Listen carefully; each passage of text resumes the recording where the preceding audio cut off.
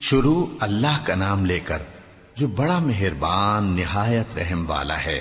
یہ لوگ کس چیز کی نسبت ایک دوسرے سے پوچھتے ہیں؟ کیا اس بڑی خبر کی نسبت جس میں یہ اختلاف کر رہے ہیں؟ دیکھو یہ عنقریب جان لیں گے، پھر دیکھو یہ عنقریب جان لیں گے۔ کیا ہم نے زمین کو بچھونا نہیں بنایا اور پہاڑوں کو اس کی میخیں نہیں ٹھہرایا؟ اور ہم نے تم کو جوڑا جوڑا پیدا کیا اور نیند کو تمہارے لیے موجب آرام بنایا اور رات کو پردہ مقرر کیا اور دن کو معاش کا وقت قرار دیا، اور تمہارے اوپر 7 مضبوط آسمان بنائے اور آفتاب کا روشن چراغ بنایا، اور نچڑتے بادلوں سے موسلا دھار میں برسایا تاکہ ہم اس سے اناج اور نباتات پیدا کریں اور گھنے گھنے باغ۔ بے شک فیصلے کا دن مقرر ہے، جس دن سور پھونکا جائے گا تو تم لوگ فوج در فوج موجود ہوگے، اور آسمان کھولا جائے گا تو اس میں دروازے ہو جائیں گے، اور پہاڑ چلائے جائیں گے تو وہ ریت ہو کر رہ جائیں گے۔ بے شک دوزخ گھات میں ہے، یعنی سرکشوں کے لیے کہ ان کا وہی ٹھکانہ ہے، اس میں وہ صدیوں پڑے رہیں گے۔ وہاں نہ ٹھنڈک کا مزہ چکھیں گے، نہ کچھ پینا نصیب ہوگا مگر کھولتا پانی اور بدبودار پیپ۔ یہ بدلہ ہے ان کے اعمال کے موافق۔ یہ لوگ حساب آخرت کی امید ہی نہیں رکھتے تھے اور ہماری آیتوں کو مسلسل جھٹلاتے رہتے تھے، اور ہم نے ہر چیز کو لکھ کر محفوظ کر رکھا ہے۔ سو اب مزہ چکھو، ہم تم پر عذاب ہی بڑھاتے جائیں گے۔ بے شک پرہیزگاروں کے لیے کامیابی کا گھر ہے، یعنی باغ اور انگور اور ہم عمر بھرپور جوان عورتیں اور شراب کے چھلکتے ہوئے جام۔ وہاں وہ نہ بیہودہ بات سنیں گے نہ جھٹلانے کی باتیں۔ اے نبی صلی اللہ علیہ وآلہ وسلم، یہ تمہارے پروردگار کی طرف سے صلہ ہوگا جو حساب کے مطابق انعام ہوگا۔ وہ پروردگار کہ جو کچھ آسمانوں اور زمین میں اور جو ان دونوں کے درمیان ہے سب کا مالک ہے، بڑا مہربان ہے، کسی کو اس سے بات کرنے کا یارہ نہ ہوگا۔ جس دن جبریل امین اور دوسرے فرشتے صف باندھ کر کھڑے ہوں گے تو کوئی بول نہ سکے گا مگر جس کو رحمان اجازت بخشے اور وہ بات بھی درست ہی کہے۔ یہ دن برحق ہے، پس جو شخص چاہے اپنے پروردگار کے پاس ٹھکانہ بنا لے۔ ہم نے تم کو عذاب سے جو قریب آنے والا ہے آگاہ کر دیا ہے، جس دن ہر شخص ان اعمال کو جو اس نے آگے بھیجے ہوں گے دیکھ لے گا، اور کافر کہے گا کہ اے کاش میں مٹی ہوتا۔ شروع اللہ کا نام لے کر جو بڑا مہربان نہایت رحم والا ہے۔ ان فرشتوں کی قسم جو ڈوب کر کافروں کی جان کھینچ لیتے ہیں، اور ان کی جو مومنوں کی جان آسانی سے نکالتے ہیں، اور ان کی جو تیرتے ہوئے جاتے ہیں پھر لپک کر آگے بڑھتے ہیں، پھر دنیا کے کاموں کا انتظام کرتے ہیں کہ وہ دن آ کر رہے گا جس دن وہ زلزلہ آئے گا، پھر اس کے پیچھے اور زلزلہ آئے گا۔ اس دن لوگوں کے دل خوف زدہ ہوں گے اور آنکھیں جھکی ہوئی۔ کافر کہتے ہیں کیا ہم الٹے پاؤں پھر لوٹیں گے؟ بھلا جب ہم کھوکھلی ہڈیاں ہو جائیں گے تو پھر زندہ کیے جائیں گے؟ کہتے ہیں کہ یہ لوٹنا تو سراسر نقصان کا لوٹنا ہوگا۔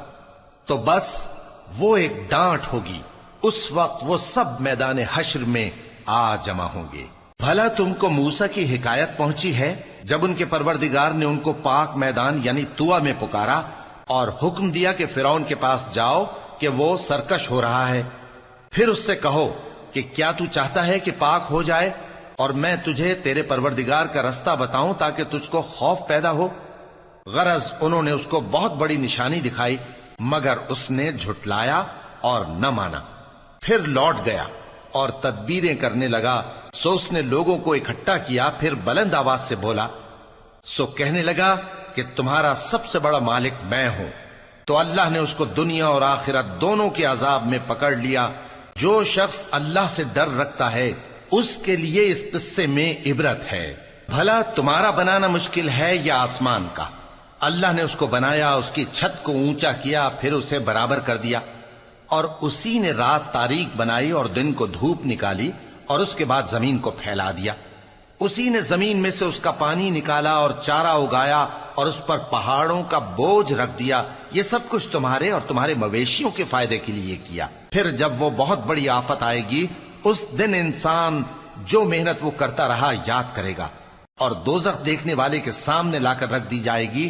اب جس نے سرکشی کی اور دنیا کی زندگی کو مقدم رکھا تو اس کا ٹھکانہ دوزخ ہی ہے، اور جو اپنے پروردگار کے سامنے کھڑے ہونے سے ڈرتا اور نفس کو بیجا خواہشوں سے روکتا رہا تو اس کا ٹھکانہ بہشت ہی ہے۔ اے پیغمبر صلی اللہ علیہ وآلہ وسلم، لوگ تم سے قیامت کے بارے میں پوچھتے ہیں کہ اس کی آمد کب ہے، سو تم اس کے ذکر کی طرف سے کس فکر میں ہو؟ اس کا منتہا یعنی واقع ہونے کا وقت تمہارے پروردگار ہی کو معلوم ہے۔ جو شخص اس سے ڈر رکھتا ہے تم تو اسی کو ڈر سنانے والے ہو۔ جب وہ اس کو دیکھیں گے تو ایسا خیال کریں گے کہ گویا دنیا میں صرف ایک شام یا ایک صبح رہے تھے۔ شروع اللہ کا نام لے کر جو بڑا مہربان نہایت رحم والا ہے۔ پیغمبر صلی اللہ علیہ وآلہ وسلم نے تیوری چڑھائی اور منہ پھیر لیا کہ ان کے پاس ایک نابینا آیا، اور تم کو کیا خبر، شاید وہ پاکیزگی حاصل کرتا یا وہ سمجھ جاتا تو تمہارا سمجھانا اسے فائدہ دیتا۔ اب وہ جو پرواہ نہیں کرتا سو اس کی طرف تو تم توجہ کرتے ہو، حالانکہ اگر وہ نہ سنورے تو تم پر کچھ الزام نہیں۔ اور وہ جو تمہارے پاس دوڑتا ہوا آیا اور وہ اللہ سے ڈرتا بھی ہے تو اس سے تم بے رخی کرتے ہو۔ دیکھو یہ قرآن نصیحت ہے، پس جو چاہے اسے یاد رکھے۔ قابل ادب ورقوں میں لکھا ہوا جو بلند مقام پر رکھے ہوئے اور پاک ہیں، ایسے لکھنے والوں کے ہاتھوں میں ہیں جو بلند مرتبہ اور نیکوکار ہیں۔ انسان مارا جائے، یہ کیسا ناشکرا ہے۔ اسے اللہ نے کس چیز سے بنایا؟ نطفے سے بنایا، پھر اس کا اندازہ مقرر کیا، پھر اس کے لیے رستہ آسان کر دیا، پھر اس کو موت دی سو اسے قبر میں پہنچایا، پھر وہ جب چاہے گا اسے اٹھا کھڑا کرے گا۔ کچھ شک نہیں کہ اللہ نے اسے جو حکم دیا اس نے اس پر عمل نہ کیا۔ تو انسان کو چاہیے کہ اپنے کھانے کی طرف نظر کرے۔ بے شک ہم ہی نے پانی برسایا، پھر ہم ہی نے زمین کو اچھی طرح پھاڑا، پھر ہم ہی نے اس میں اناج اگایا اور انگور اور ترکاری اور زیتون اور کھجوریں اور گھنے گھنے باغ اور میوے اور چارہ، یہ سب کچھ تمہارے اور تمہارے مویشیوں کے لیے بنایا۔ تو جب کانوں کو پھاڑنے والی آواز آئے گی اس دن آدمی اپنے بھائی سے دور بھاگے گا، اور اپنی ماں اور اپنے باپ سے اور اپنی بیوی اور اپنے بیٹوں سے بھی۔ ہر شخص اس روز ایک فکر میں ہوگا جو اسے سب سے بے نیاز کر دے گی۔ اور کتنے چہرے اس روز چمک رہے ہوں گے، خنداں و شاداں، یہ نیکوکار ہیں۔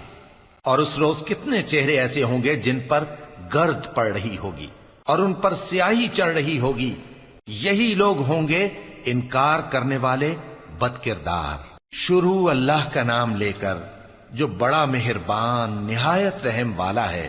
جب سورج لپیٹ لیا جائے گا اور جب تارے بے نور ہو جائیں گے اور جب پہاڑ چلائے جائیں گے اور جب بیاہنے والی اونٹنیاں یوں ہی چھوڑ دی جائیں گی اور جب وحشی جانور جمع کیے جائیں گے اور جب سمندر آگ ہو جائیں گے اور جب روحیں جسموں سے ملا دی جائیں گی اور جب اس بچی سے جو زندہ دفنا دی گئی ہو پوچھا جائے گا کہ وہ کس گناہ کے سبب قتل کر دی گئی، اور جب اعمال کے دفتر کھولے جائیں گے اور جب آسمان کی کھال کھینچ لی جائے گی اور جب دوزخ کی آگ بھڑکائی جائے گی اور جب بہشت قریب لائی جائے گی، تب ہر شخص معلوم کر لے گا کہ وہ کیا لے کر آیا ہے۔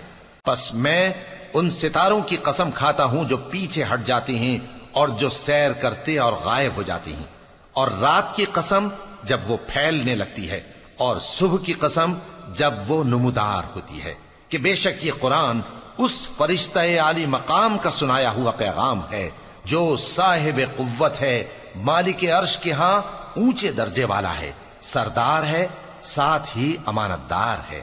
اور مکے والو، تمہارے رفیق یعنی ہمارے پیغمبر صلی اللہ علیہ وآلہ وسلم دیوانے نہیں ہیں، اور بے شک انہوں نے اس فرشتے کو آسمان کے کھلے کنارے پر دیکھا ہے، اور وہ غیب کی باتوں کے ظاہر کرنے میں بخیل نہیں، اور یہ کسی شیطان مردود کا کلام نہیں ہے۔ پھر تم لوگ کدھر جا رہے ہو؟ یہ قرآن تو تمام جہانوں کے لیے نصیحت ہے، یعنی اس کے لیے جو تم میں سے سیدھی راہ چلنا چاہے، اور تم لوگ کچھ بھی نہیں چاہ سکتے مگر وہی جو اللہ رب العالمین چاہے۔ شروع اللہ کا نام لے کر جو بڑا مہربان نہایت رحم والا ہے۔ جب آسمان پھٹ جائے گا اور جب تارے جھڑ پڑیں گے